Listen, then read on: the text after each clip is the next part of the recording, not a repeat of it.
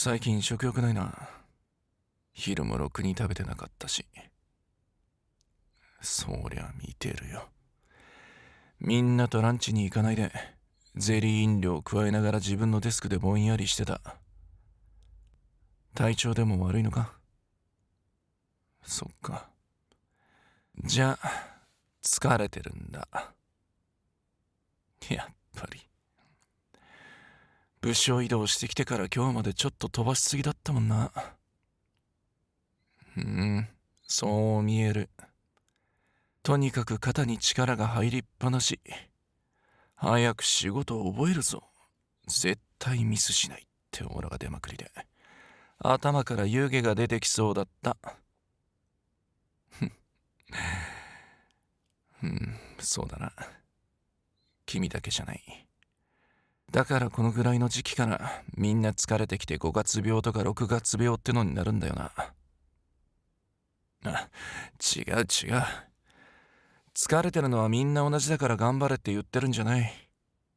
みんなちょっとリラックスが必要な時期ってこと。特に君は休みの日まで資料を読んだり勉強したり、ちょっと根詰めすぎだったし。そんな力ない顔で笑うなよ。まあお疲れの原因は仕事だけじゃないみたいだから仕方ないけどな。わかるに決まってるだろ。俺一応君らの上司だぞ。部下の様子には気を配ってるつもりだよ。人間関係大変か？問題ないならよかった。でもそっか。距離が縮まってくるとどうしてもな、悪意なく茶化すようなこと言っちゃうやつってのが出てくるんだよな。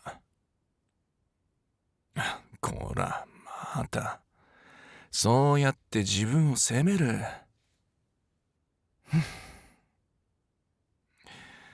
よし、ほらおいで。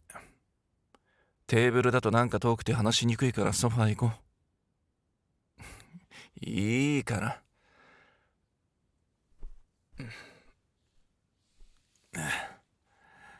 ほらここ。お、来た。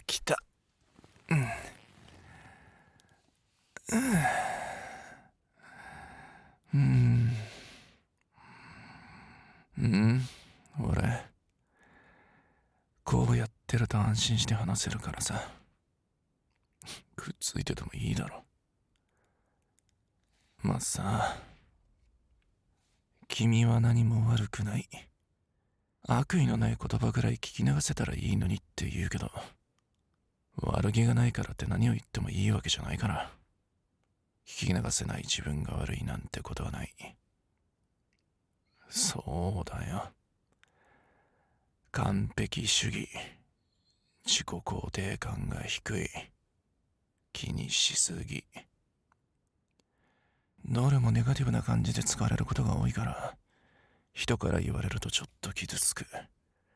なのに他人に向けて安易に口にしがちな言葉だ。例えば仕事を一生懸命丁寧にこなしたいだけなのに、完璧主義だねなんて茶化されたり、自分に厳しく納得できる結果を求めてるだけなのに、自己肯定感低くねとか言われたりとかすると悩んじゃうよな。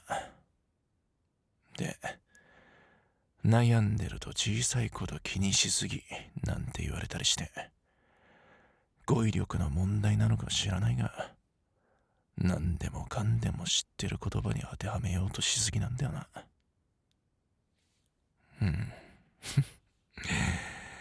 確かにそうだな。君は日常生活も仕事も慎重で丁寧だと思う。ちょっと失敗を怖がりすぎなところもあるし。でもそれって難所なのかな。だって仕事において慎重さや正確さってすごく大事だろ。逆に正確じゃない仕事ってなんだよって思わない？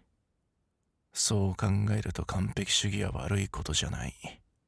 ただもっともっとって望むあまり見失う景色が多いのは寂しいと思う。だからどっかで息抜きがいる。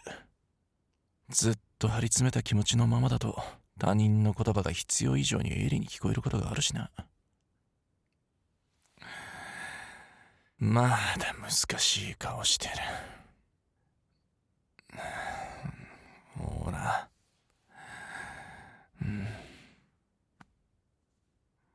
大丈夫。自分に自信が持てることも悪いことじゃない。そういう一つ一つの個性が君っていう人を作ってくんだから。それに弱さを知ってるからこそ君は人にとても優しくできる。そうだよ。これから悩むこと、傷つくことがあったら俺のとこにおいで。君が自分で認められないところも俺が認めて君の心を守ってあげる。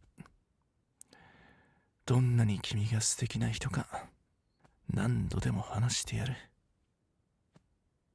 な。それからやっぱり少し休もう。頑張りすぎるなよっていうのは簡単だけど、毎日必死で頑張ってる君を見ていたらその努力を認めてないみたいでそんなこと言えなかった。でもだんだん笑顔が減っていくのを見るのそろそろ辛くなってきたんだ。